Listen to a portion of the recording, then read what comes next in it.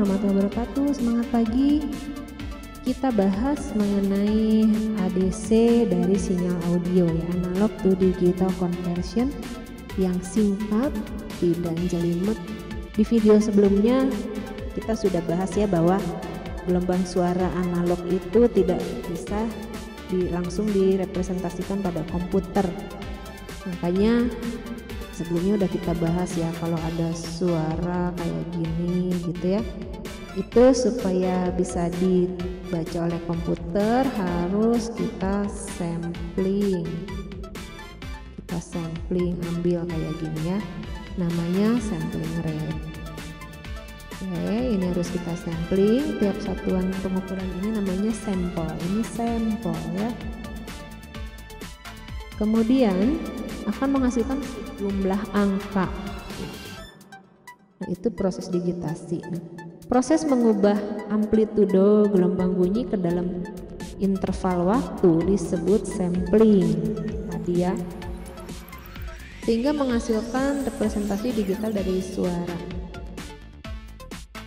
Ya, jadi sampling rate adalah beberapa gelombang yang diambil dalam 1 detik. Contoh, kalau misalnya ya ini kualitas CD audio itu bagus ya, punya frekuensi sebesar, contohnya kualitas CD audio memiliki frekuensi sebesar 40 Hz, berarti jumlah sampelnya itu adalah 44 kHz per detik.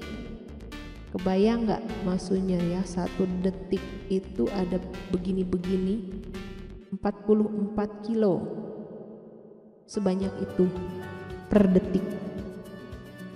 Pasti suaranya akan jernih ya. Nah, kurang lebih seperti ini. Jadi ada encoder, ya ada istilah encoder dan decoder ya di dalam proses konversi ini di dalam audio ya. Makanya Anda suka dengar ada istilah apa, codec gitu ya, codec. Istilah codec audio ini punya 2 arti, walaupun keduanya merujuk pada encode ya, atau mengkodekan, dan decode menguraikan kode. Istilah codec merupakan kombinasi dari coder. Jadi ada istilah ya codec ya. Codec itu adalah coder dan decoder gitu ya, coder, decoder. Yang kayak gimana sih? Jadi codec ini adalah perangkat lunak juga sebetulnya ya. Pada perangkat lunak, codec ini adalah program komputer yang memampatkan, kompresi tadi ya, memampatkan atau menggembungkan data digital audio sesuai dengan format file audio yang diberikan atau format audio streaming. Kenapa harus dikodek ya? Kenapa harus pakai itu? Supaya dapat sinyal yang istilahnya adalah high fidelity ya. Dia supaya tepat ya. Jadi dapat merepresentasikan sinyal audio berketepatan tinggi atau high fidelity. Jadi jumlah bitnya minimal tapi tetap pertahanin kualitas. Itu sih sebetulnya ya.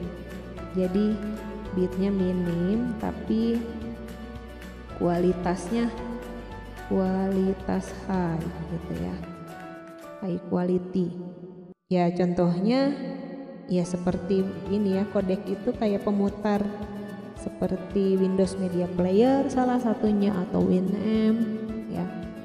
Nah, di sini ada dari sinyal analog masuk ke encoder ya. Nah, ada proses band limiting filter atau filtering ya. Di sini mungkin ada terjadi high pass filter, low pass filter, band pass filter. Di sini ada band limiting filter ya. Kemudian hasil dari filteringnya masuk ke blok ADC, analog to digital converter. Di sini ada sample and hold dan quantizer. Kemudian jadilah suara yang sudah bentuknya digital atau code word. Ya, jadi ADC itu ngapain aja sih? Nah, dia ngebuangin frekuensi tinggi dari source signal Kemudian dia ambil sampel pada interval waktu tertentu atau yang tadi udah kita bahas ya, namanya sampling ya. Berapa sampling rate-nya ya nanti tergantung ya, kalau sampling rate-nya tinggi kualitas audionya akan bagus juga. Lalu dia nyimpen sampel amplitude juga dan diubah ke bentuk discrete atau kuantisasi. Nah, terus merubah bentuk menjadi nilai biner. Iya ya, karena kan komputer bacanya biner. Nah, ini ada istilah Nyquist sampling rate. Harus pakai teorema Nyquist ya untuk memperoleh representasi akurat dari sinyal analog secara lossless. Lossless itu adalah cara kompresi ya, ada kompresi. Nanti ada kompresi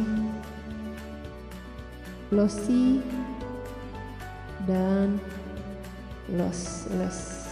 Nah, amplitudo ini harus diambil sampelnya setidaknya pada rate sama atau lebih dari 2 kali lipat. Nah, ini keywordnya ya, 2 kali lipat komponen, saya garis bawahi ya, frekuensi maksimum yang akan didengar. Jadi kalau kita pakai teorema Nyquist, Anda kalau mau ambil sampling rate itu setidak-tidaknya nilainya itu 2 kali lipat dari komponen frekuensi maksimum. Nah, misalnya untuk sinyal analog dengan bandwidth 15 Hz sampai 10 kHz, berapa sih sampling rate yang baik berdasarkan teorema Nyquist? 2 kali lipatnya katanya gitu ya, ini ya. Oke, jadi 2 kali 10 kHz. Oke, sampling rate-nya harus 20 kHz. Lalu dikembalikan lagi dari analog menjadi digital, dibalikan lagi dari digital menjadi analog supaya bisa kita dengar lagi ya dari komputer ke speaker. Jadi dari digital audio supaya didengar oleh telinga kita muncul ke speaker gitu ya. Anggap aja ini speaker ya. Ini harus ada DAC. Ya, DAC biasanya hanya menerima sinyal digital PCM, ya, Pulse Code Modulation.